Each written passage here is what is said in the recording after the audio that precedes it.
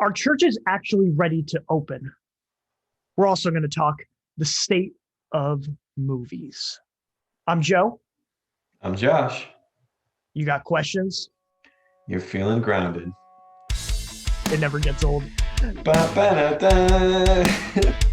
Ba-ba-da-da. John Cena!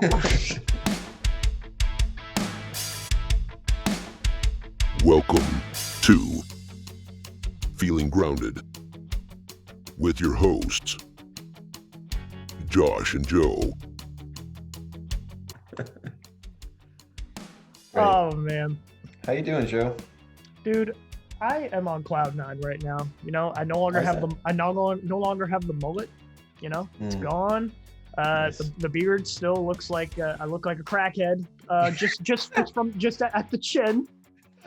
Luckily, I am putting on a significant amount of beard oil, which there's no itch.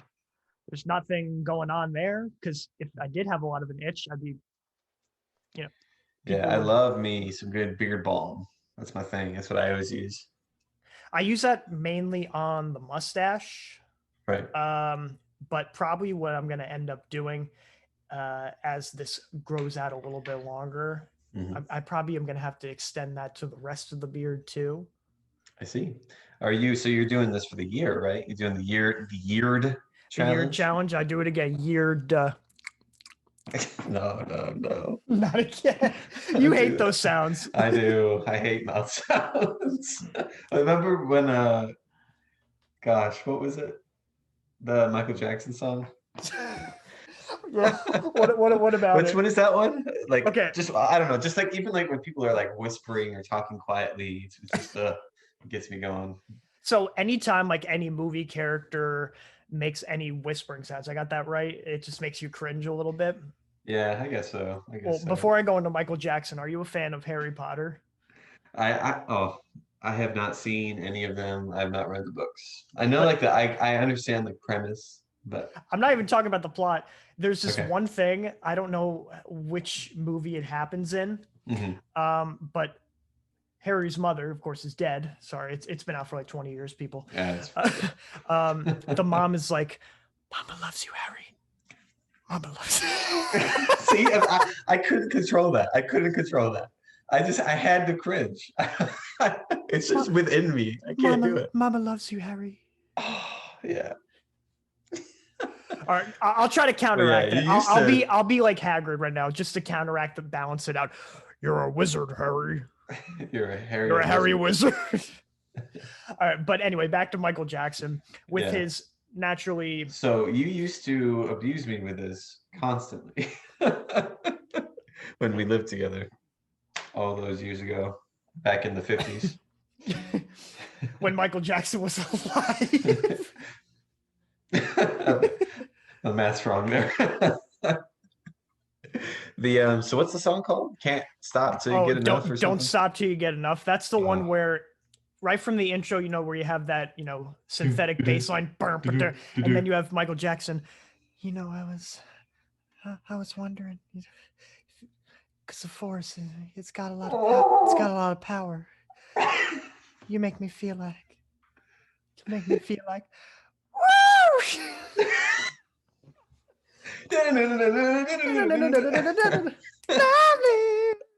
No, that's so bad. I don't know why people think Don't stop till you get enough. Don't stop till you. No. Have you ever heard? I don't know. This is weird, but like ASMR stuff. Oh yeah. Like I know it was popular. I don't know, like 5 years ago. Oh, still is. Oh, still is. Oh my gosh, yeah. I watched a video, I watch it for a guilty video. pleasure. For guilty pleasure, sometimes I watch it just to make fun of it. But anyway, continue. I watched somebody making fun of it, and that was my first experience. I was like, "Oh, what's this? I don't know what this is." And then just hearing people like eating food in a microphone is like so disgusting. I don't know. It's supposed to like relax you, but for me, it's like it's the worst thing ever. I hate it so much. One of the things that really makes me just cringe a little bit, but I still like to make fun of it. Honestly, I have the podcast microphone here, so I probably could make a career out of it because it's like, I'll tell you this. It's called like they've got two categories. They've got girlfriend ASMR and they've got boyfriend ASMR. Oh. And now a lot of people seem to gravitate towards this stuff because you have just take for instance, they watch me on YouTube just with my microphone, just as if I'm talking to the person watching the screen, like a supposed romantic partner, but I'm saying all these romantic things. Kind of like a role-playing thing. Hello, my love. Happy Saturday. Oh, I hate this. Did you dream about anything? Oh. Yeah? Yeah? No. I had a dream about you. Why? We were on a beach together. Oh, I made you this cup of coffee. What? You don't like it? No. But I made it for you with love and care. I hated it. I'm sorry. Okay. No more. Yeah, I'm literally, this is the most uncomfortable I've ever been. Well, here's the thing. I feel like you've got the voice for it, so you probably couldn't listen to it, but you can make it. I wonder, could I like rub my beard into the microphone? Would that work? I'm just like, yeah. I'll try it with mine. Oh no! I can't hear it. I can't wait to listen to the playback. I'm sorry, people. Don't click away. So, oh man, this is getting out of hand, Joe. What is happening? Find a new pod. This is how we're gonna podcast from now on. We're gonna do things that are gonna make Josh very uncomfortable. That's what we're gonna do. We'll call this the, I don't even know, the cringe hour. How to make Josh run away. Cry in this corner back here. You know what's another good ASMR, I'm sure? Oh no. Like sipping. Oh.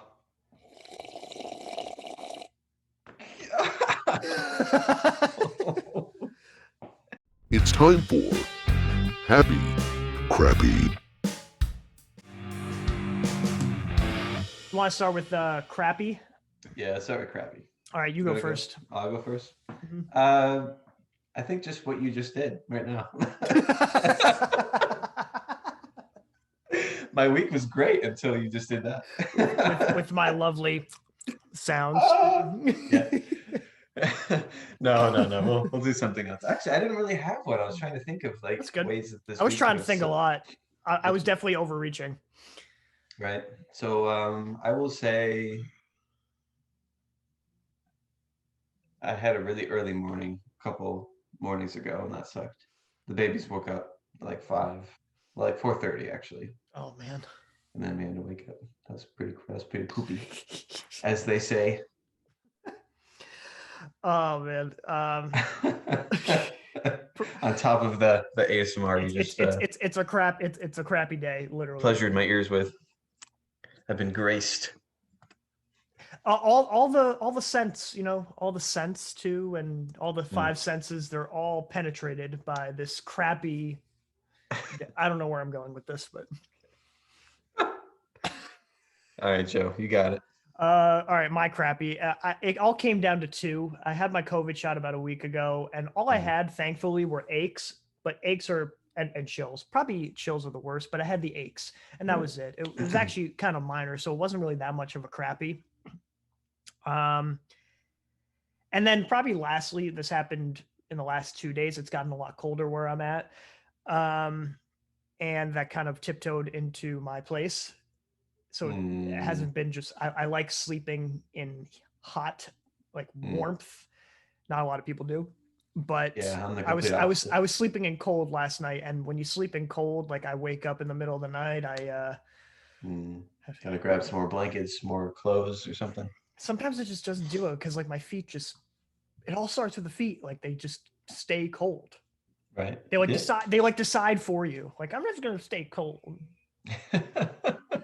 So I'm the complete opposite. I need the cold in order to sleep. Like if I'm hot, I just cannot fall asleep. So that, I have an AC going like all year round. And even I remember in college, I would literally open the windows and it would be like winter time just because I needed the cold so I can sleep. but that's just how I am. You seem like the type that'll still in winter wear sandals. No, I wouldn't go that far. I wouldn't go that far. No? But I do you remember? I did that once in college. You wore sandals during winter? In winter, yep. Oh, very cool. Do you remember my room in the apartment that we had? This was like the worst time of my life. Here we go. Gosh, oh no, what's that thing called? I'm having a blank. The radiator was broken, and so it was always on high because the twisty thing was broken. And so my room was like 100 degrees. I had a little tiny room that was like maybe slightly bigger than my office. I was just a little bit bigger than yours, and I lived on the top floor. Yeah. But the radiator was broken. It was broken, and I was always so hot. I had to push my bed up into the window, and I would like curl up to the window with it open, and I would be like almost naked, like just laying there. And I remember this one night you wanted to talk to me, and I'd gone to bed already, and you opened the door, and here I am laying just like nothing in your drawers. My drawers. Like, yeah, it's a good time. We still had that conversation. We did. I put clothes on. Oh, you did? Did we get to... No, I just sat up and was like,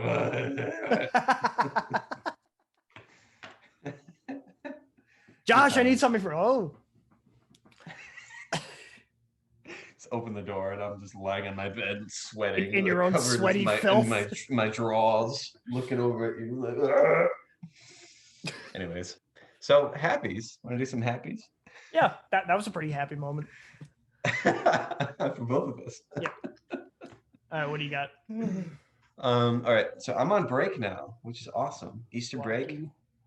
I finished on Wednesday, and I've been on break ever since. So the past couple of days, I've been spending finishing up the house because we're closing on Monday, Easter Monday. So I've been cleaning and doing, which I love. I love to clean, especially deep cleaning. It's like the best feeling in the world. So we've done that, and yeah, and all this next week I'm off, which is really cool. That's awesome, man. I'll be home relaxing with the kids and with all my in-laws, be with them because we're moving out. Are you staying with the in-laws for just a limited time until you? For a while, yeah, until summer probably, until we get the closing on our new home, which will be probably June. Are you still going to keep that bed frame that I love so much? Yes, yeah, we're keeping that bed frame. We are. Now we've been using it. Eli's been using it because it's a good toddler bed because we turn it against the wall and then it's kind of like has the back of it. Yeah. Keeps him from jumping out. So we've been using that for him for the time being. But it kept me from jumping out because for people listening, it's like the guest room bed.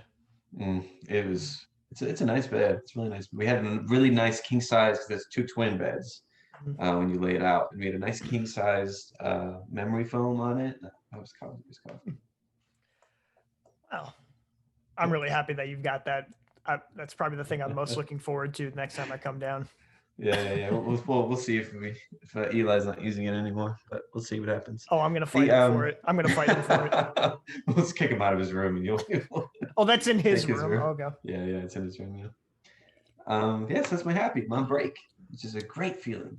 It's good. I'm gonna get a lot of stuff done. All right. Speaking of babies, of infants, my sister had just given birth. That's right. So baby Ellie is now, thank you. So I'm going to be meeting her tomorrow. Oh, that's the best. It's going to be basically the first time that I'm seeing my sister. I only saw her once or twice last year. And so it's going to be like the reunion of like epic proportions with like a new member of my family. Nice. That's so great. And it's gonna be so weird because I wasn't there because I couldn't be for the birth. And seeing that happen, so it's going to take a while. It takes a while for me to set in, like, to when I see new things for it to finally like settle into my mind. You know what I mean? Mm-hmm. That occurs with deaths in the family. It takes me a while to like just have that wrap around, or even like big thing, of course, like weeks, sometimes even months, to be like, oh my gosh, so this is the new normal. Mm-hmm. Not a bad thing. Like, it's just, it takes a while for it to like, wow, this is how it's always been. And then it's coming to the new thing. Like, she is a beautiful baby. Oh, that's great. That's great. Yeah, I'm the same way. It takes me a while to process different, information and changes and all that. So feel you. Well, that's so great. I'm so happy for you. Are your parents going too? I'm assuming, probably, right? They aren't because they aren't fully vaccinated yet. Oh, okay. But they will be in the next week and a half, so we might all get together. Hmm. So yeah. There you go. There you go. Very cool. It's time for the news.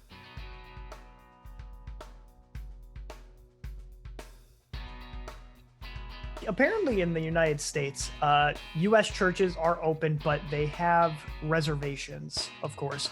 And what I also want to compare this to later on is that certain churches, in the Philippines and in Ireland, there's basically banning on worship services.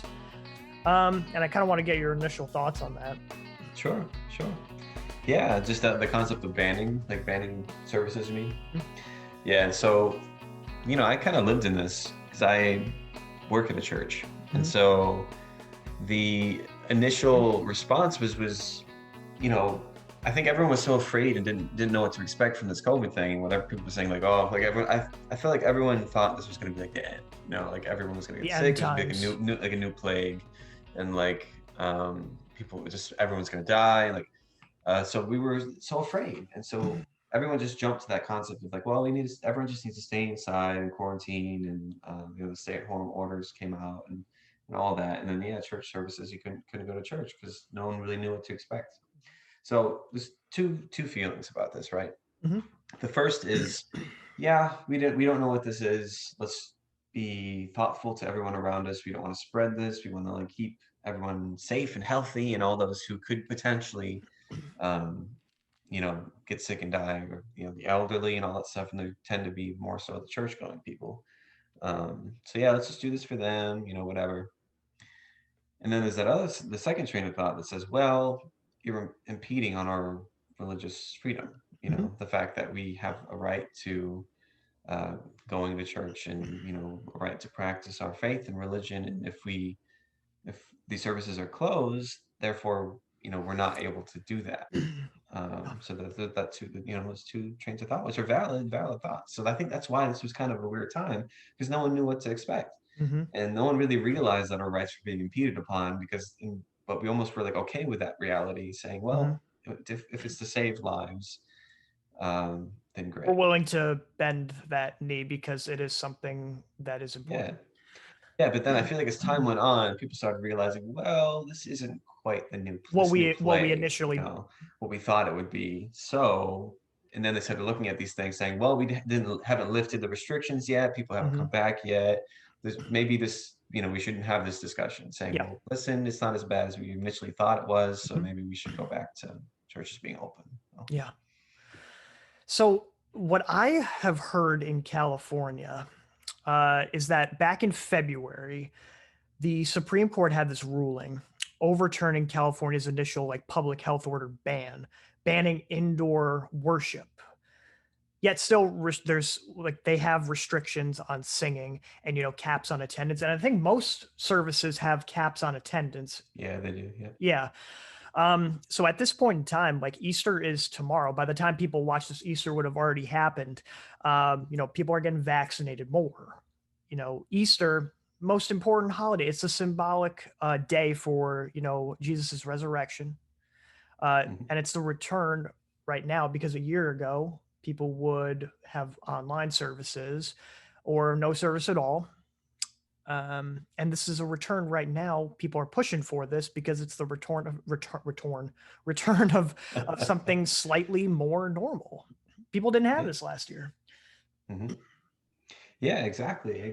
So I think people were excited at that prospect of returning and coming back. And I definitely am. Yeah, I'm excited to go back to Easter tomorrow and to be with my family and for us all to go and yeah. So yeah, there's two levels of things like I had mentioned, and I'm just kind of wondering when people are going to make those realizations and all this stuff. Now I don't know the situation. Was the Philippines, right? The Philippines was where they're expanding still. Philippines, 90% of that population is Christian. Right. Yeah, I know there's a big population there.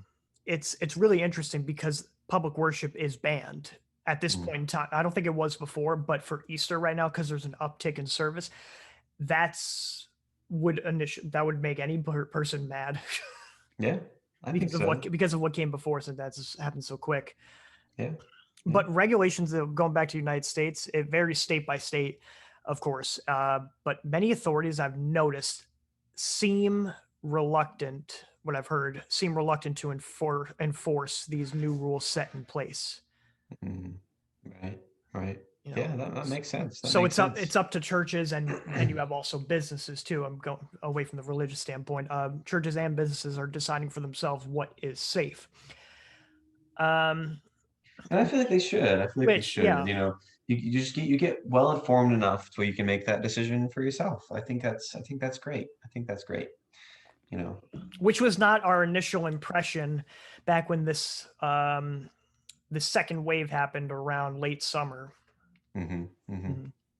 Right. Yeah, because everyone thought, and also in January too, there was like a really big surge in January. Right at following the holidays. Yeah, following the holidays. But then they realized that the mortality rate was going down, that it wasn't killing people as much, you know, which is obviously a very good thing. Yeah. So then I think that's when people, because I remember here where I am, it like spiked like crazy, the highest numbers, even when everyone was afraid, like back in, you know, last April, it was way beyond that. And I kept having that thought of like, well, why aren't people doing anything about this? But then I realized, oh, it's because people aren't dying as much as they were. Yeah.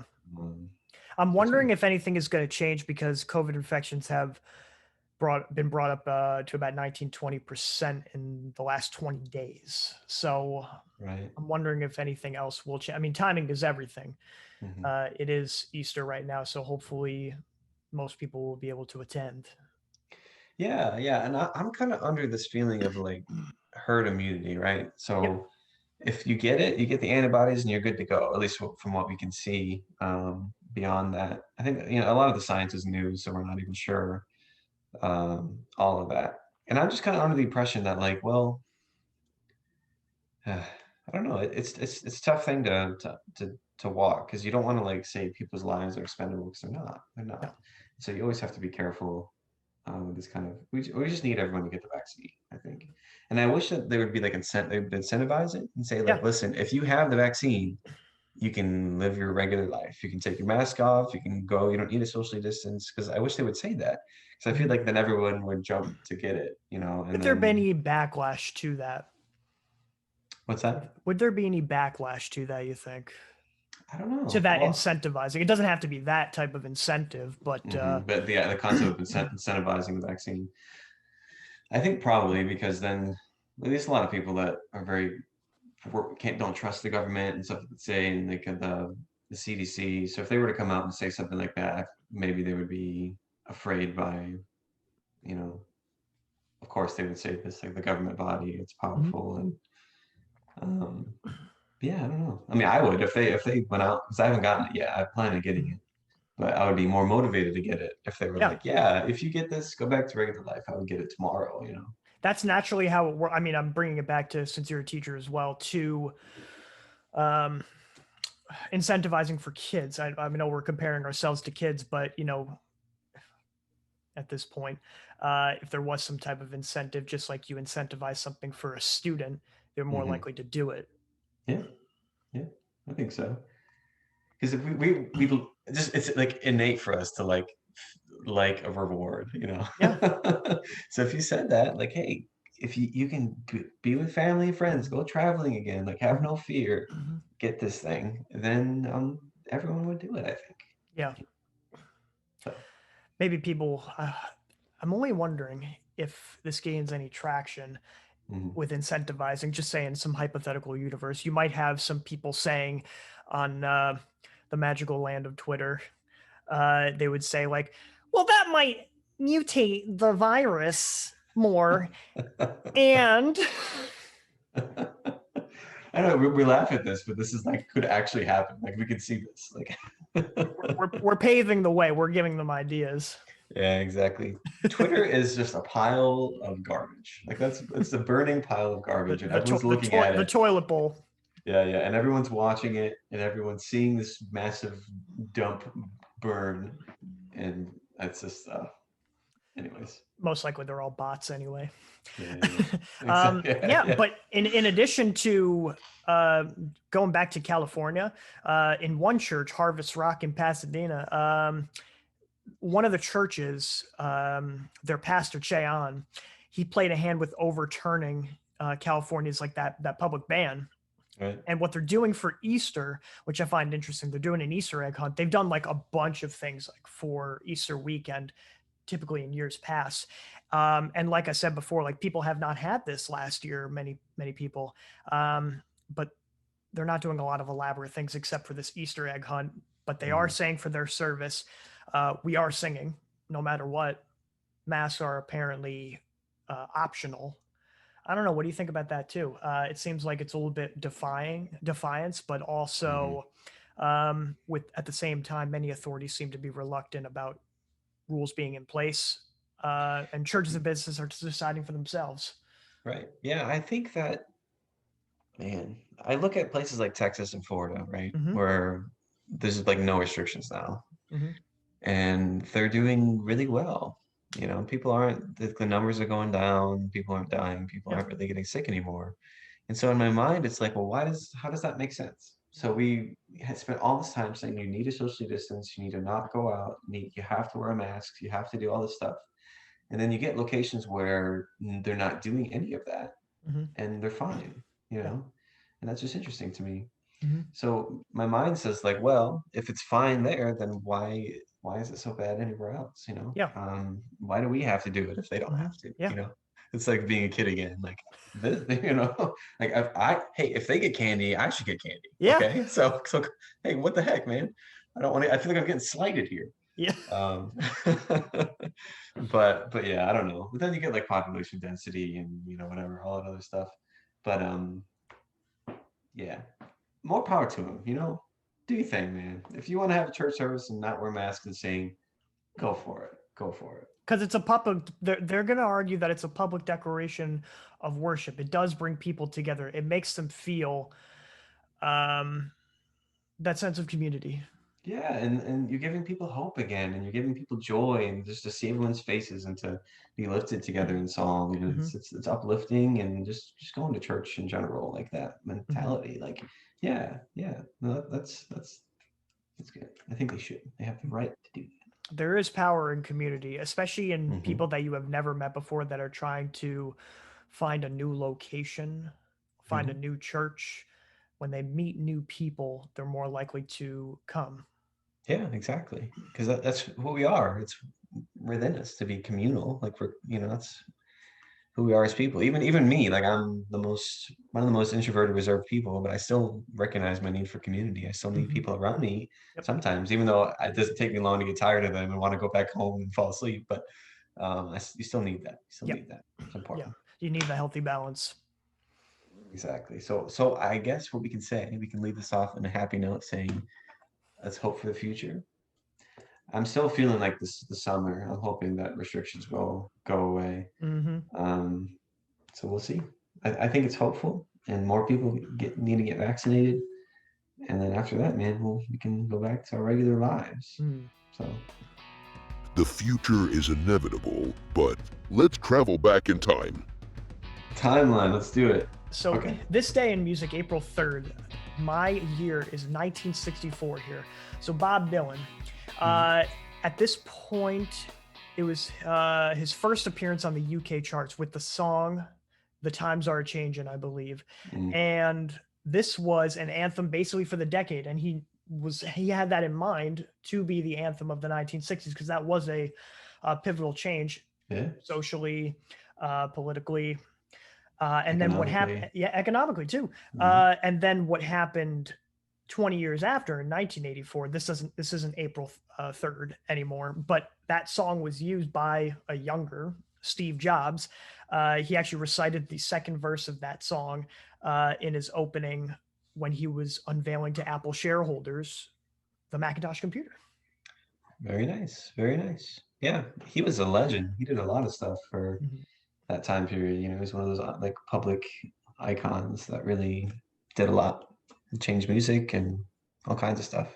I still have my I have this old iPod Nano. It says 4 GB on here, but we tweaked it a little bit to make it like 100 GB or something like that. Nice.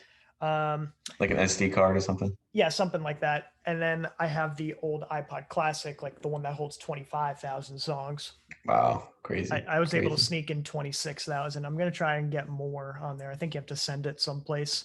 Mm, But yeah, nice. this Okay, well, thing I is can. this thing Go is an ancient dinosaur, but I ahead. love it. Dinosaur. Claire, my wife, she has one, like an orange one. I forget what it's. The I think it Nano, was. I think so. It was the with Nano. but it has video capability. Yeah. So it's that one. I found it because when we were moving, and it's still we haven't used it in years, Mhm. honestly, since we moved to this house, and it was still on, and the battery was still like halfway full, like, and it was on. It was on The whole time. the whole time. And So I for the just like flipped last the dial. I don't know if it goes into sleep mode or something. Maybe it probably sleep, does. The probably. past like 2 or 3 years, the battery was still like basically full. I didn't turn it on. It was on. I don't know how it works, but it's just like, wow, like this battery is so good. But anyway, so piggybacking off of you, off of Steve Jobs, look at this. April 3rd, 1973. The first portable cellular telephone made its first call. Wow. Do you know Pretty cool, where right? to? It was in Manhattan, New York to, I don't know what the second location was, but it was from Manhattan and it was by the Motorola company, which I have a phone right now, a crappy phone from that same company, Motorola. Don't sponsor us because you're garbage. But We'll never get sponsored by them now. that's okay. I wouldn't want to be. But yeah, they made their first phone call from a portable cell phone, and it's like this big honking thing that the guy's like smiling, cheesing as he's holding this like massive thing. It's like this giant. It's just like, hello. But yeah, 1973, the first phone call. Pretty cool.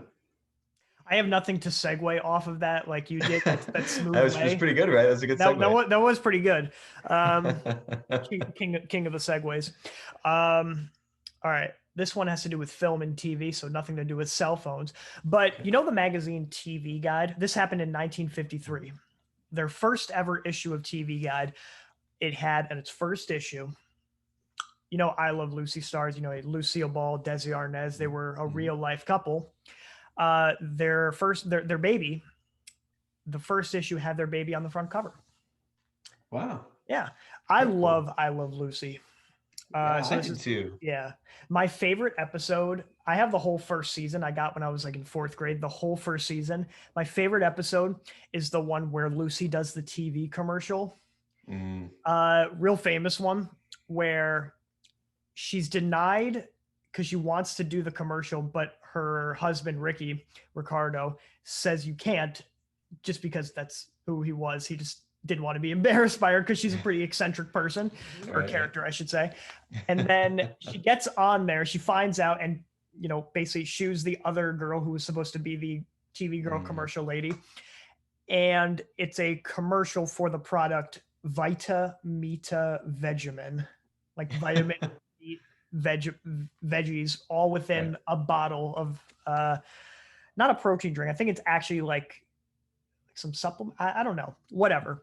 But apparently it has 23% alcohol in there. So she has to put it into the spoon, dip it on, and then just taste it for multiple takes on end until as the scene goes on, because they all filmed it, it seemed like in one take. It seemed to be, maybe I'm wrong.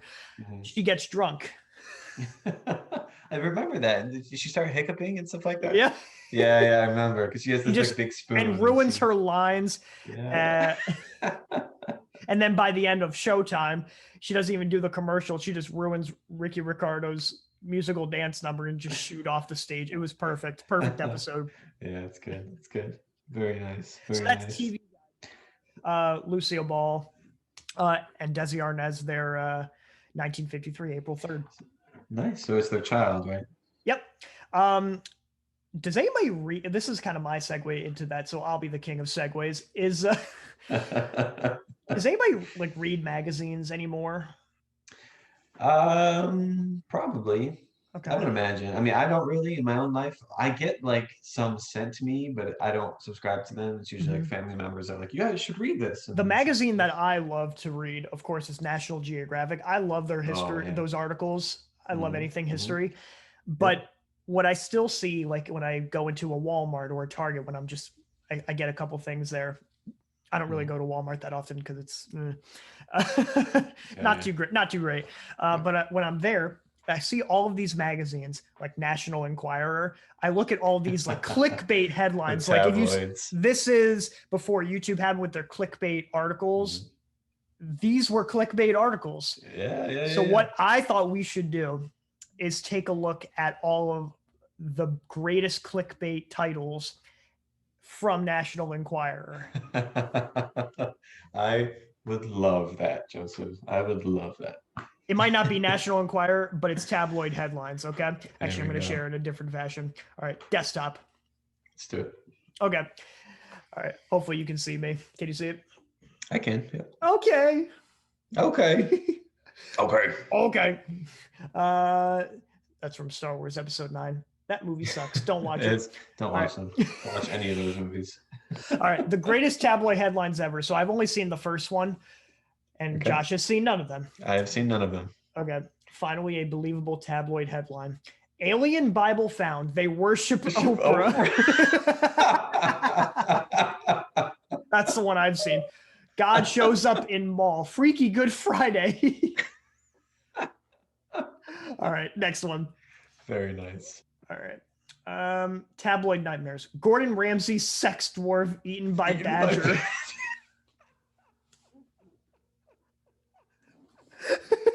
What is that? It's just like a Photoshop of his face or something. Like what is Well, that guy, it's not really Gordon Ramsay. It looks like a scrunched up face of Gordon Ramsay. There's some there's some Wow. sex dwarf eaten by badger. Oh my gosh. How the tides have turned. Fat cat owns 23 23 old old ladies. Look at that Photoshop, man. Nothing could be better. It's like that Photoshop video or photo I did of us a couple days ago. Yeah. I'm basically just as good as these people making these headlines. You know, if I went into a store and saw that, I probably would buy that. Probably would buy. I probably would buy that one. Like I would want to know the story. I've never looked inside, but I imagine it must be like awesome. Read the top of that. It says Tubby Tabby rules retirement roost. What does that even mean? Say that 5 times fast. Tubby Tabby rules retirement roost. Tubby Tabby rules retirement roost. Oh. Nice. All right, next.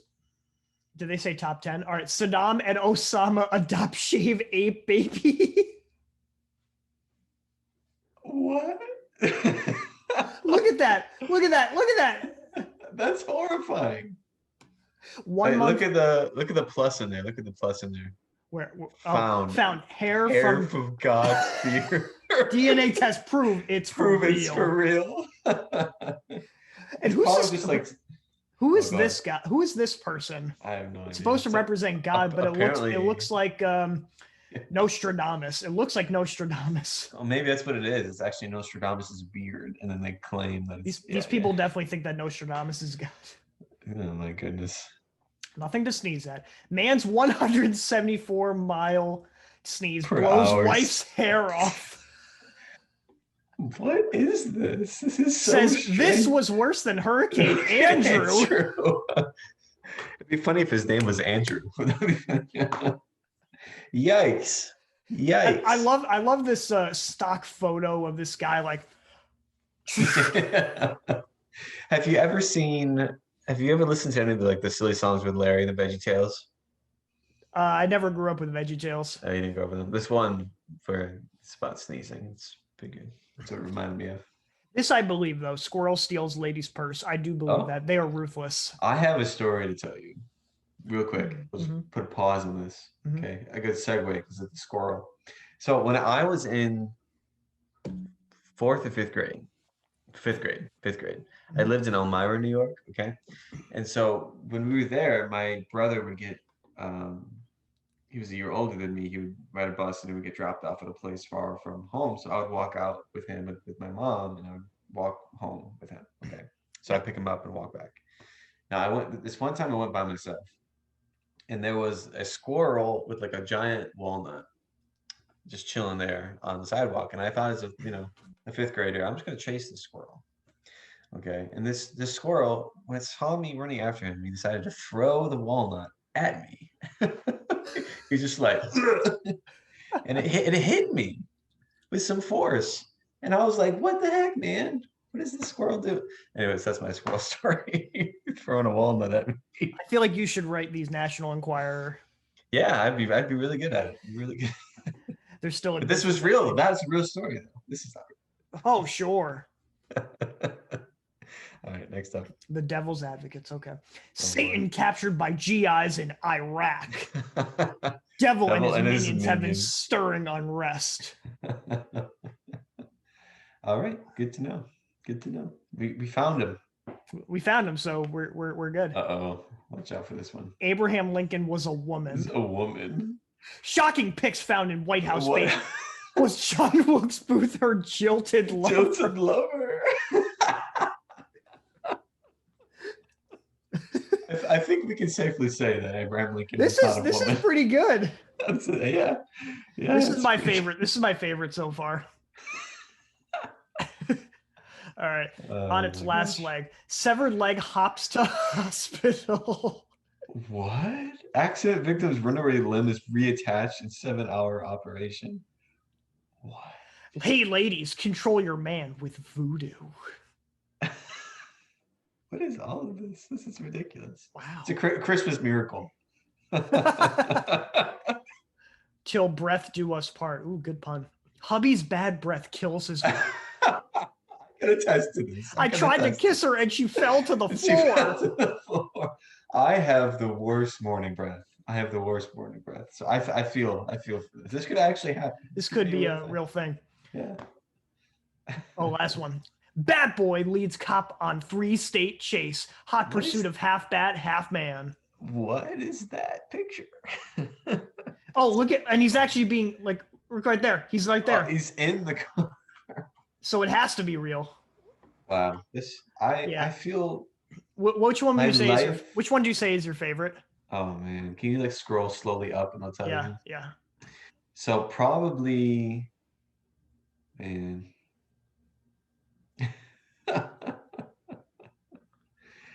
Probably the bad breath one, because I could see that actually being real.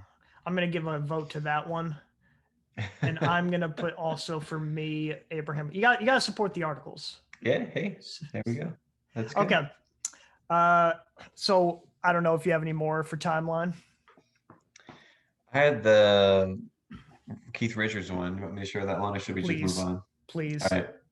So I'll read it. Now I've heard this actually before I read this article. So this is something that I've seen before.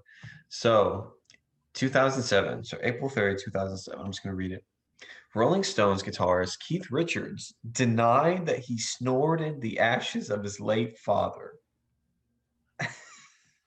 So Jane Rose, Richards' manager, told MTV News the remarks were made in jest, and she could not believe they had been taken seriously.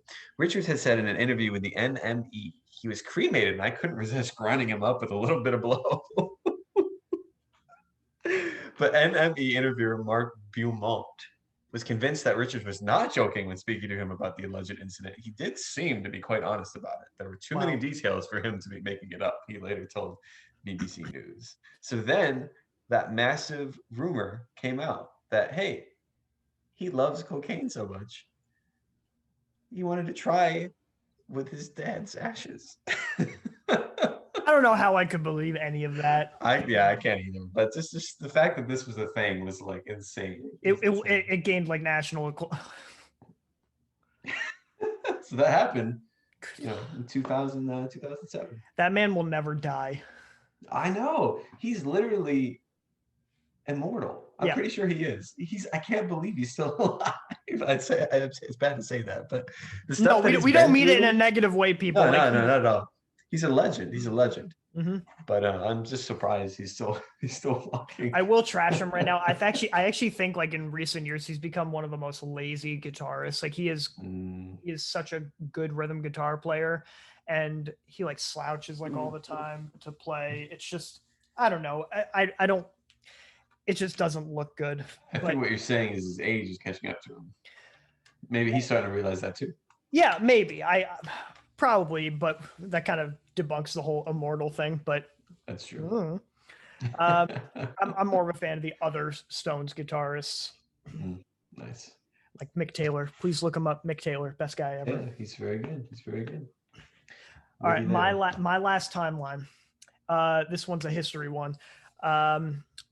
Today, April 3rd, 1882. So it marks quite a big anniversary for the death of Jesse James, outlaw Jesse James. He was killed by Robert Ford, and Jesse James was only age 34, I think, early 30s. So just to give you a little backstory about him, he sided with the Confederacy, and what we know about the Kansas-Nebraska Act, which divided that line, pro-slavery, anti-slavery. And even when the Civil War ended, it was still divided, that area, which prompted bank robberies by Jesse and his brother. And they gained like national acclaim because apparently Jesse, he knew some guy in the Kansas City Tribune, I think it was, or no, Kansas City Times or something like that. Basically, he sent his letters to like an inn. He had an inn with one of the editors, and he sent these letters so the public could read them. You know, it could make him into this type of Robin Hood figure, give to the poor. But then they had another bank robbery, which went like totally awry in like the early 1870s. And then what ended up happening, they ran off, him and his brother, and lived under assumed names, settled down with their wives. And Jesse was just like, I'm going to do another one. I want to gain the public's attention, basically, again. His brother wasn't for it. Get back in. Yeah. Get back into it. Get back to where you was. He missed the limelight. You want to get back in? Exactly. So he wanted that public attention once again. And then he hooked up with Robert Ford, and basically told him his identity. And Robert Ford, he basically sold Jesse James out and shot him in the back when he was working on like dusting off like a painting or something like that. Wow. Yeah. Was there like a reward on him or something? Is that why he did it? I'm pretty sure there was. I wouldn't doubt it because of all the money that he stole. Yeah, it probably was a lot. Yeah. Wow, that's crazy. So his friend did him in. Actually, I don't really know how much friends that they were because he didn't have his brother anymore or people that had a relationship like in previous bank robberies. It seems like Robert Ford, like the other people that he was with, he kind of did it for convenience sake, but I don't know that in particular. So he didn't have as well as a relationship, didn't know them as well. So I think that's what prompted, maybe it seemed like he was desperate, but that's only my speculation. I see. Crazy stuff. He was a legend. You always hear about him when you learn about like all the outlaws and all those like bank robbers and all that. Yeah. So now, did he do it because of racism or? I have no clue. I have no clue. I didn't read anything about anything regarding racism. Oh, you're talking about Confederacy? Why he was? No, like why because he said he was kind of like a Robin Hood figure. So what was his dream to like give money to people? I'm not entirely sure about that. I'm not entirely sure what he put inside of his letters. I couldn't look. Look it up and see. I guess we can look it up. Look it up. Oh, you do it right now? I mean, we could. Let's do it later because like I'm too much pressure. Sure. Or people in the comments, please, because apparently we don't know anything. I'm stupid.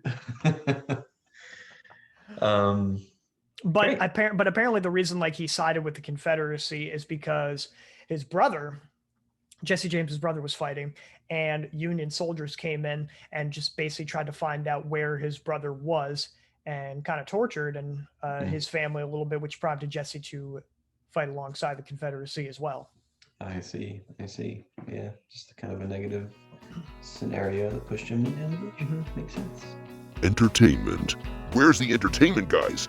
So what we want to talk about today, mainly Josh and I watched this movie from the 1950s, one of the greatest movies of all time, according to IMDb or whatever, one of those sites, called Vertigo. Vertigo. Yeah, by the great Alfred Hitchcock. And Jimmy Stewart. And Jimmy Stewart, yeah, he was the bankable actor at that point in time. Yeah. So I guess about this point in time, before Vertigo came out, Alfred Hitchcock already had numerous movies, such as Dial M for Murder. He had Rebecca also in his catalog already.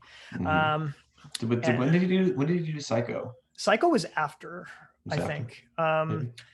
I think it was 1960. This came out in 58. I don't know. I'm gonna look it up right now. Yeah, let's go for that. I won't look up things about Jesse James, but I'll look up Psycho. Yeah, definitely. But Vertigo. No, not Psychology Today. It was amazing. The movie was amazing, and I think for both of us, it really brought us back into like, you know. Oh, you watched it with Claire too? No, just by myself. Psycho came out in 1960. Yep. 1960. You're so good with years. I'm so good with years. You're affirming that because you told me that last time, and I believe now. I believe you're so good with years. But anyways, so what was the thing that we wanted to like discuss with this after watching the Vertigo? After watching it, what was your thought? Well, my thought, there's so much to take in. One thing, like you see it like from the beginning of the movie, is the vertigo effect, like with the camera. Like Jimmy Stewart's character, you look in like down to the ground. And the way that they actually do that, it's called the push-pull technique or the vertigo effect, which was basically used at that point for the first time, right from the beginning of the movie, when the character Jimmy Stewart has like this traumatic experience. He sees somebody die right in front of him. He's hanging off the iconic moment. He's hanging off the ledge. Yeah, the gutter. And fun fact, that technique first being used, it was later used in other movies. One particular one is in Jaws, when Chief Brody and his wife are looking at the kid getting eaten by the beast. It's like closing in on Chief Brody's face. That's the zoom technique where people zoom. What do? The camera like they move the camera forward, but it zooms out. It makes that kind of like weird hazy effect. Yeah. And I think bends. Yeah. And I think the way that Hitchcock kind of did that is when he was at a party a couple years before then. He did this whole effect with the push-pull technique, trying to simulate what he felt when he fainted at a party. Oh, wow. Yeah. And it's interesting, and he tried to like emulate that with the camera, and I guess he got his good result because it's been used ever since. Yeah, definitely. Yeah, that was great. That was one of my favorite. Is how they utilized that. Like, it was so cool because you think about the fact that this movie came out in '58. The special effects and stuff are very, very different. Very different. They're gonna have the computer generated, all that stuff. So to use that as like how you feel things outside of just the dialogue and emotions from the amazing acting and all that stuff was just neat. It was neat. Yeah. Like they used it perfectly to give you that sense of dread as if you were the one that was falling. Because they use it multiple times when he is experiencing vertigo, because that's obviously a traumatic thing that happened in his life that made him delve away from his detective life. Right, exactly. So you kind of felt it too, along with them, as you're looking down ledges and seeing, the distance of. It seems like Alfred Hitchcock was a pioneer insofar as using camera techniques to actually aid the story. Yeah, and I think in that way too with Citizen Kane. The first time I watched that, it was the same thing. Best movie of all time. Yep. Like the camera work is what really is the effect. Speaking like of Citizen, Speaking of Kane.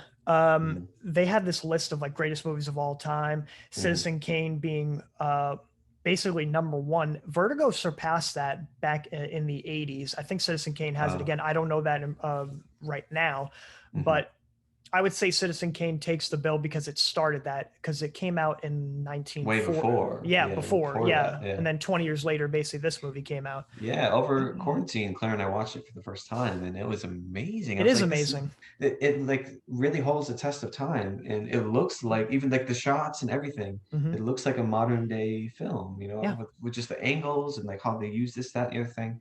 Yeah. It's amazing. It was amazing, and that's why I kind of felt that way too with Vertigo. I remember like one of the very beginning scenes when they go to that Ernie's restaurant for the first time, and the camera pans over from Jimmy Stewart, and there's this beautiful like melody in the music that's, you know, the film score. I don't remember who did the music for this film, but it just pans over and you see the whole room, and it like kind of zooms in on the You're table. talking about the Red Room?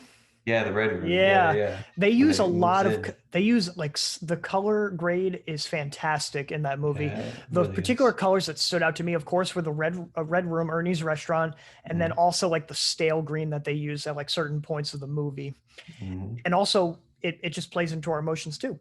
I guess red could symbolize love and passion for the girl that he sees for the first time, Madeline. And then anger later, like the same concept, you know. And then I suppose that's stale green. I was kind of blanking on what this all meant at the beginning until I thought of it later. You know, you see at the beginning of the movie when he's first starting to spy on her for the husband, in the flower shop, and then you have the graveyard too. And then you see it kind of later on when Judy actually is Madeline coming out for the first time, that green apartment room. I guess that means like obsessiveness for Jimmy Stewart. I guess that means, you know, the death that is coming, because it's in the graveyard too. The green is shown literally in the graveyard. Or we could flip it around too. And I remember the first time, you know, when everyone has to read The Great Gatsby, it's like the green is like hope, you know, when he's looking out and sees the green light.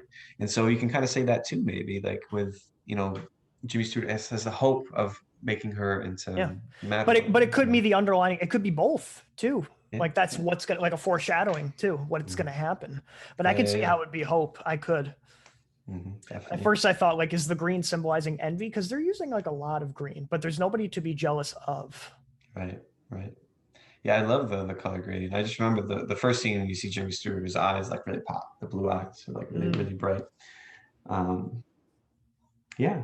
So what else? And I think. Go ahead. Go ahead. What would you say is the best scene in the movie? Oh man.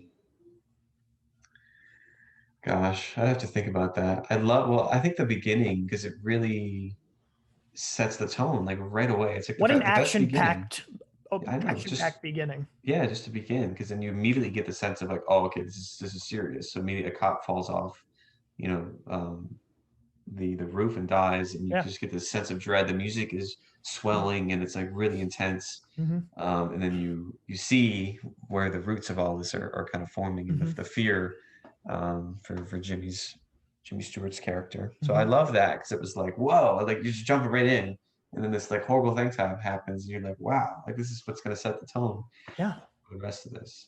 And then there was that scene with when Madeline and Jimmy, I guess it was Scotty, whatever. They were in the sequoia forest. They were in the big trees, and she kind of reveals for the first time that like this, you know, looking at the rings in the tree trunk, saying like, this is when I was born, this is when I died, and like you kind of set in this like feeling of like, whoa, this is happening. She is so far gone. Trying, but it was all an act. Of course, we know she was acting, but to be in that moment, it was like, oh, like this is actually happening. Like you think that it's happening, you know. I would like say she's actually possessed. Like she's actually possessed, and you actually believe that. And Alfred Hitchcock is a master at playing us. Yeah, the deception that gets you thinking one thing, even though the reality is something different. And that's what like makes the bet. Like if you can do that successfully, that's how you keep audiences, man. That's the same with Christopher Nolan. He's the same way. He makes you, he subverts your expectations. He thinks you look at this thing over here, and then bam, it's actually complete opposite. And like, it's like, what?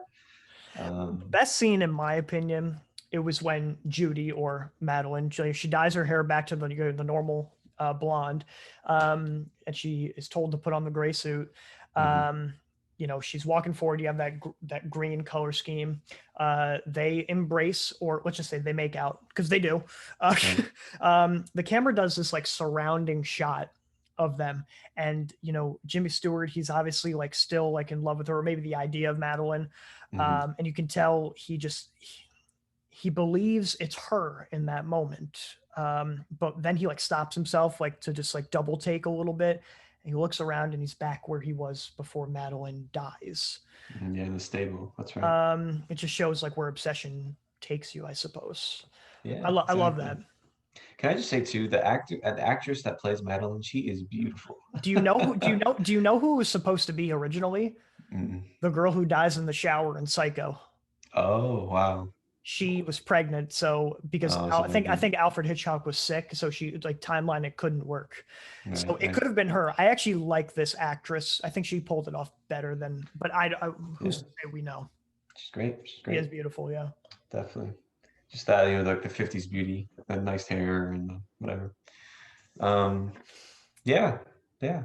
I loved it. I loved it. Now, I guess the thing that we got to talk about here is like how does this compare to like the cinema of today, of like right now? Oh And man. whenever we like look back at older films, it's always so jarring to me. Like I always notice like such an intense difference between the stuff that we see.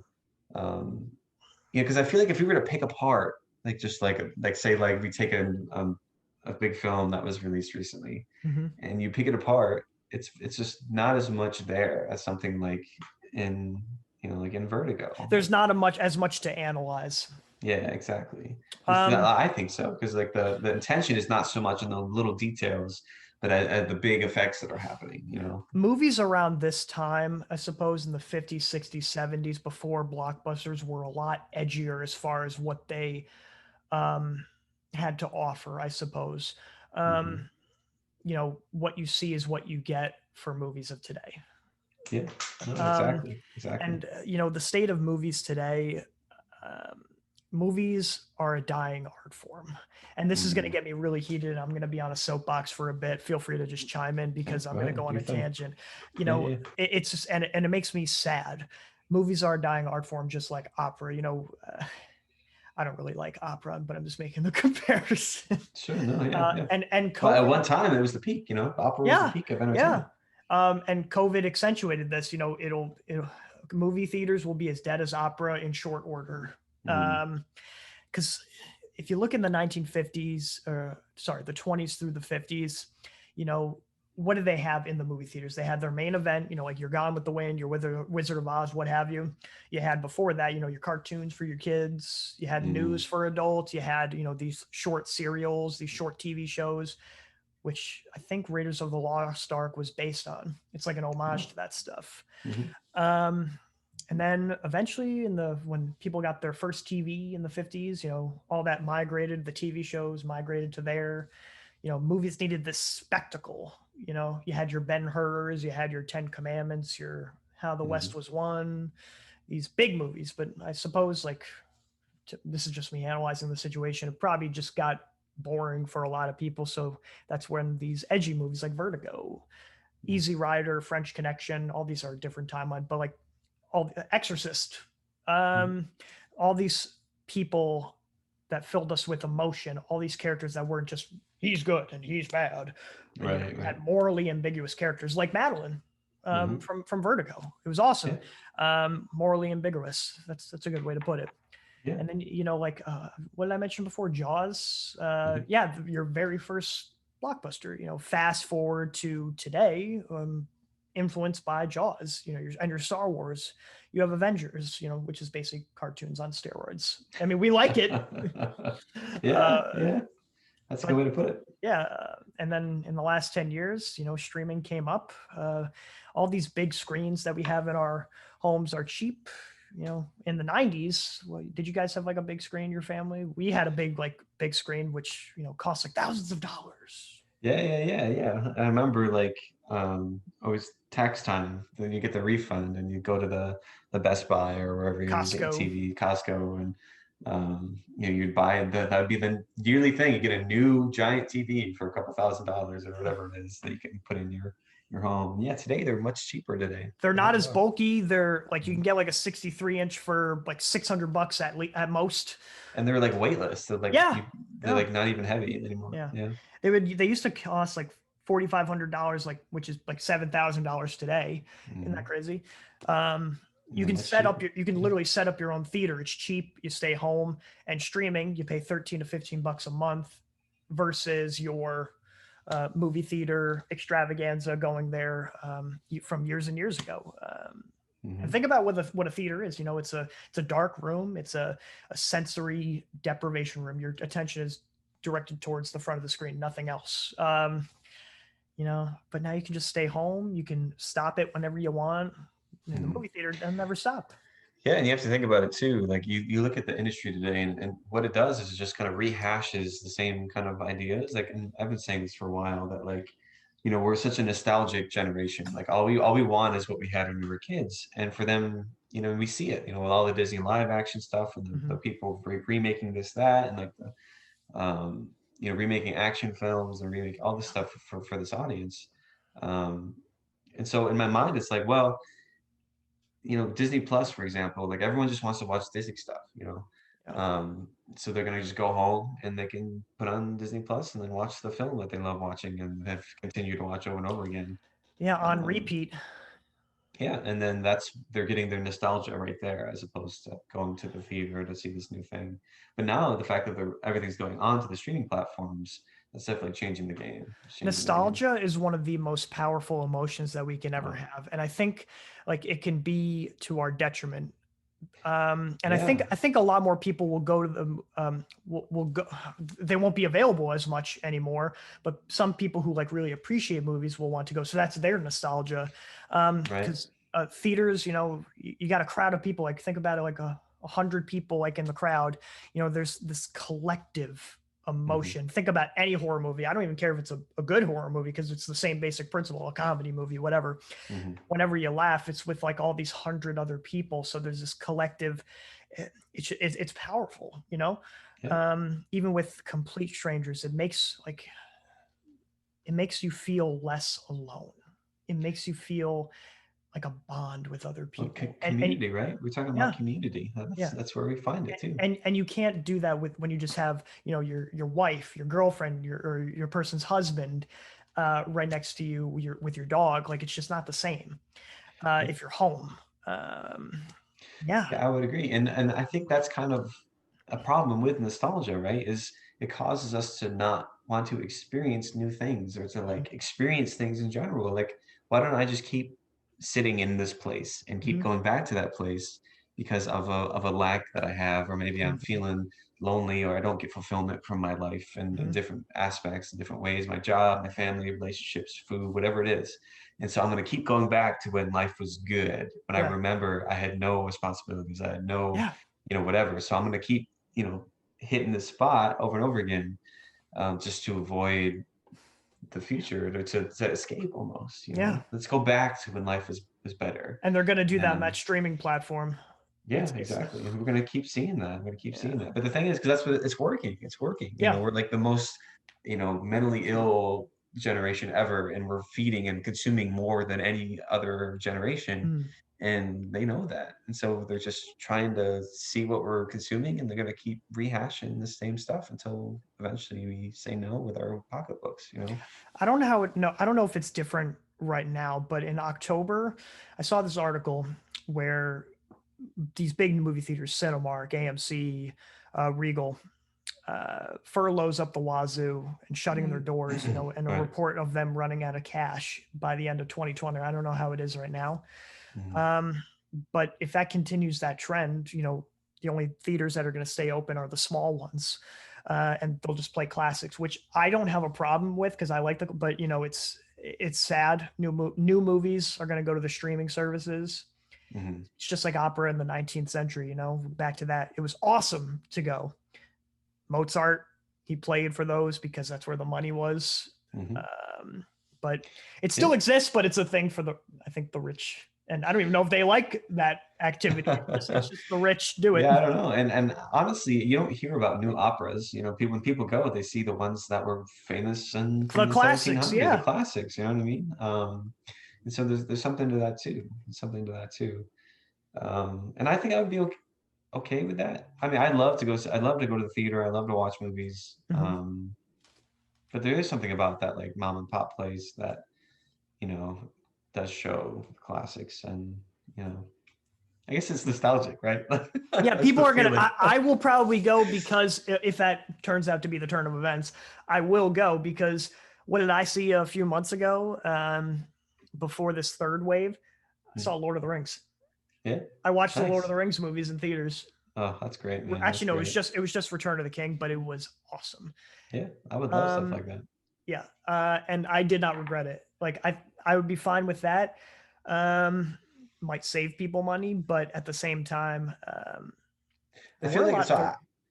I'm gonna step back a little bit and say like nostalgia is a good thing. Like it is a good It thing can be, because yeah. yeah, it definitely can be. And and because it does create new experiences in the sense of you're in a new place, like Mhm, going to watch Return of the King in a theater you've never seen it in, mhm, like experiencing that for the first time is awesome. mhm, And like I would love that.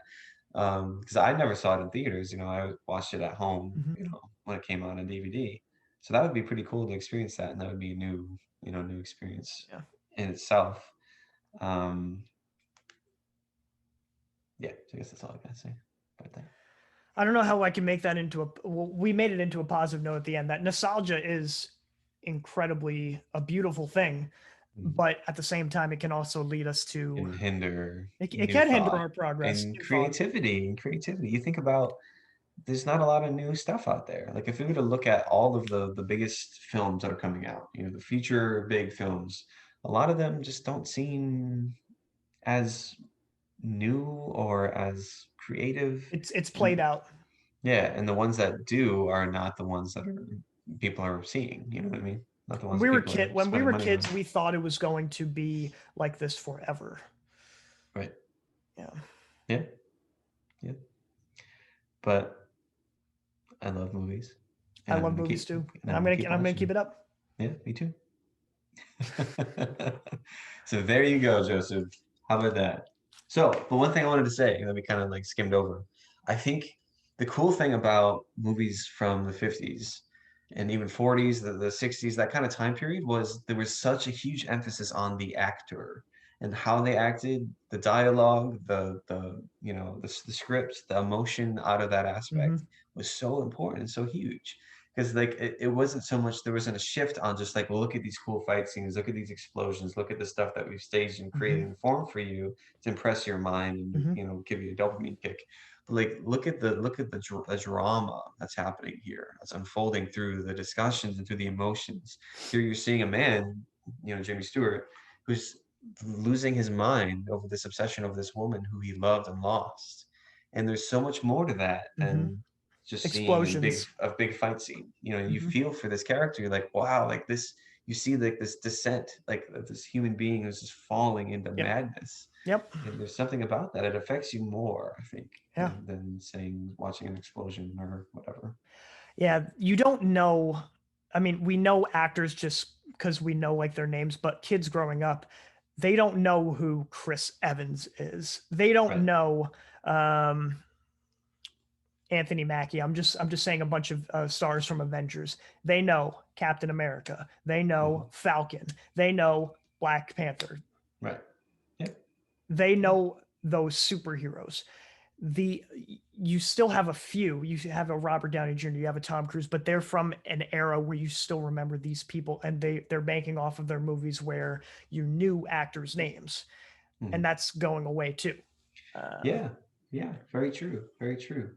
And then even now, while you're just saying that, it makes me think of like, well, it's because these people are not really relatable. Like you nope, think about like the life of Captain America, and you can't be Captain America. You can't be this nope, massive guy that like can sprint as fast as a car and you can hold a helicopter. Like it's cool to see, but you can't do that. nope. It's not real. It's this like this reality that's removed, and saying it's like an adult version of a cartoon, Hmm. like live action cartoons. Yeah, you get that because here you see these actors doing things that are not humanly possible. You love it because it looks cool, and like sure the effects are appealing, but it removes that human element almost. You know Yep. what I mean? Because Hmm. like here you see a drama of like human and relationships and emotions that are deteriorating, and you can relate to that. You Hmm. can see this in people's lives, and it's real.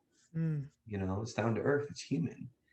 I think what we need to do, it's easier said than done. We need to go back to movies that are more grounded, like literally strip it bare bones. Just it's got to be between. You got to start small. And you need a Hitchcock, someone who can do it and do it effectively. You know? And I don't think studios will go for that anymore. Probably not. No. Probably not. So it's up to the independent creators. Yeah, it's go out up to there and these do people with their phones, and hopefully that can be a new thing. Yeah. Well, that one film was completely filmed with a phone. Did you see that? With like an iPhone. I forget now, but it was like a big, feature film. Filmed on iPhone. Yeah. Yeah. Please tell us in the comments what you think it is. Yes, please. And while you're doing that, hit that subscribe button. All right, yeah, hit that subscribe button, Feeling Grounded Podcast, and on Instagram, Feeling Grounded Podcast, one word. We post on that quite regularly. And please, if you have any questions or criticisms, maybe we'll listen to it, maybe not. I don't know. To be determined. Yeah, we'll pretend like we don't, but then deep down we'll be broken inside. we want that love and affirmation. So if you have that too, please drop a like, or drop a Q down in the question, and we want to know. Yeah. If you have any questions for us, any comments, we will bring it up on our show. We're going to totally address it in the questions or comments section yet to be put in here. Beautiful. Well, this was a great conversation, Joe. Love you guys. All of you people in the audience who just started watching us. Love you, Josh. Love you, Joe. All right, y'all. You got questions? You're feeling grounded. Love you guys. Bye.